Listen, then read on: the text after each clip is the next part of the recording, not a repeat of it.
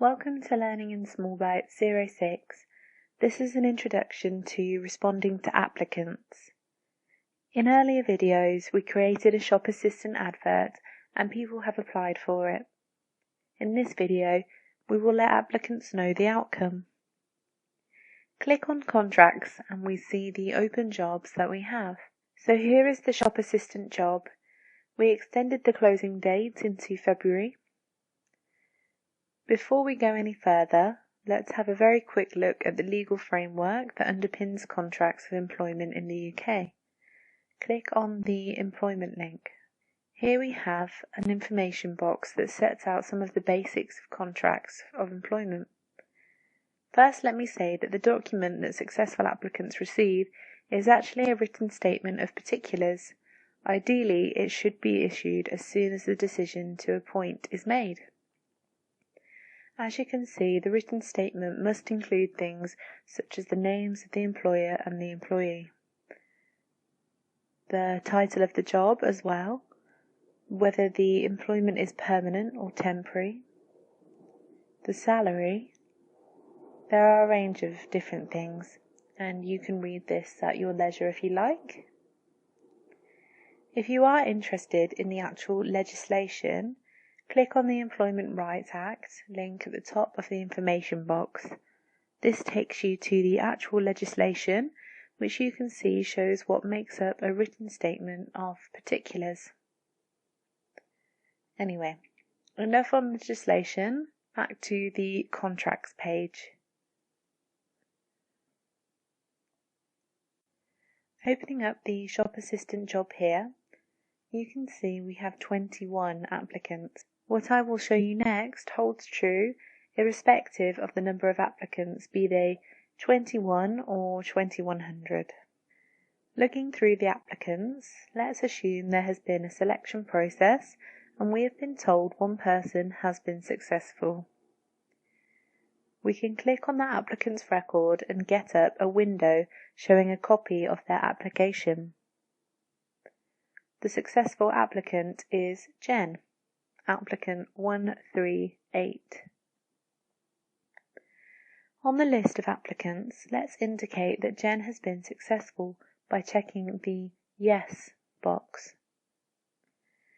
We will assume there has been a decision of the salary that Jen will start on, and we select a salary within the range of the grade for the job, like so.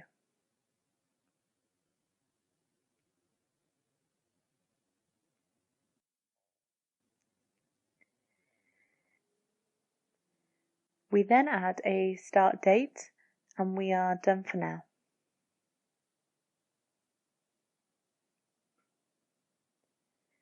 The other applicants on this occasion were unsuccessful, unfortunately. As a considerate employer, we need a way to tell them. So, how do we do that? When we click Save, we see that every other applicant now has No flagged against their record. If we scroll back up to the top of the page, we can check the box titled Letter. Each applicant now has a tick indicating that a letter will be prepared for them. Next time we click Save, we are taken to a page where the system has prepared individually addressed letters for each person. With a couple of clicks of a mouse, there are 20 unsuccessful letters and one successful person's written statement of particulars.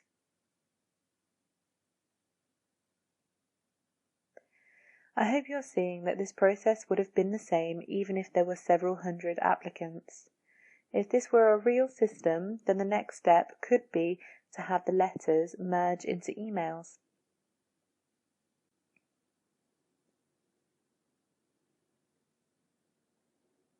Now let's look at the successful person's letter, which includes a statement of the main terms and conditions of their employment. We will focus on that letter a bit more. So back to the main page. So now let's go back to our successful applicant and only select her letter, like so. And now let's just have a brief read. So, details of the person, good. Job title and place of work, it's good as well. Service start date is good. I'd like you to just focus on the start date, hours of work and pay, as I will come back to those. Everything else is good. It's good. Good and good. So now we see the system has created a job offer for us to send out to the new person. Most organisations would want this letter signed by an authorised signatory. That is a person authorised to employ people on a particular salary. Beneath the signature space is an acceptance statement for the successful applicant to sign on, just to confirm that he, or in this case she, accepts the job offer.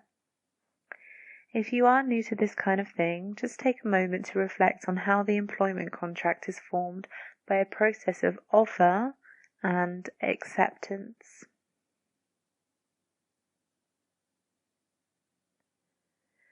Now, going back to the main page, I would just like to show you how the system can make reasonably intelligent changes to the offer based on the options that it's given.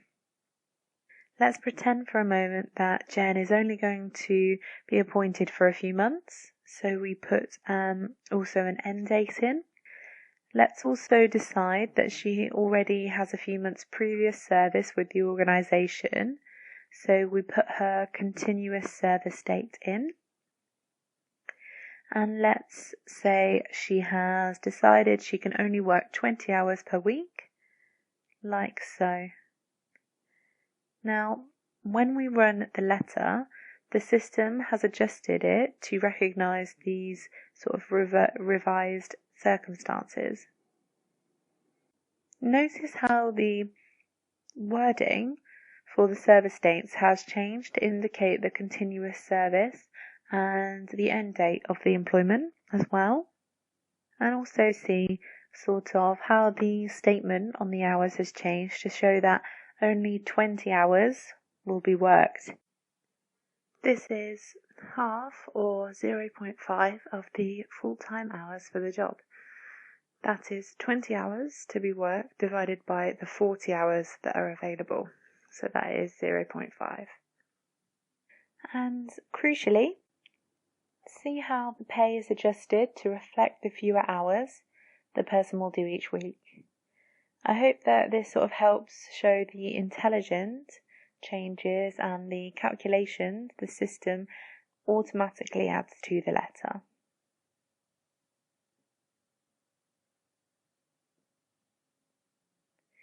Now let's return everything back to the way it was for the successful person, and we'll just save that.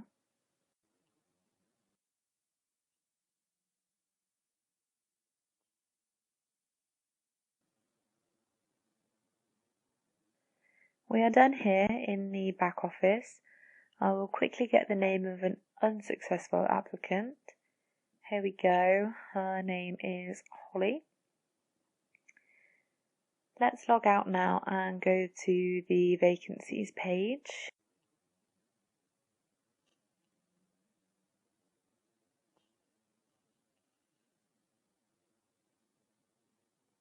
First we will sign in as Holly and look at her account. So signing in as Holly, and then we go to My Applications. Now we see that next time Holly signs in, she will be able to see that her application for a shop assistant has been unsuccessful. If she clicks on the red cross, she can see this short unsuccessful letter that we added to the system. Now let's sign in as the applicant we know was successful.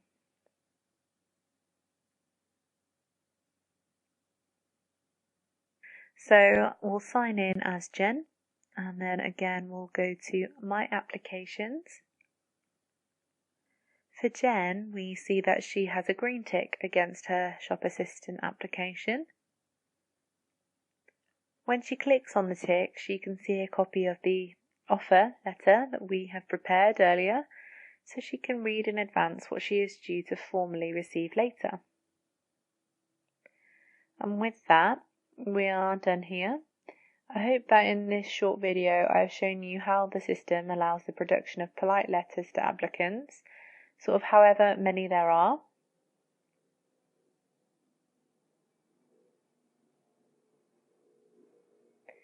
And back to the main front page now.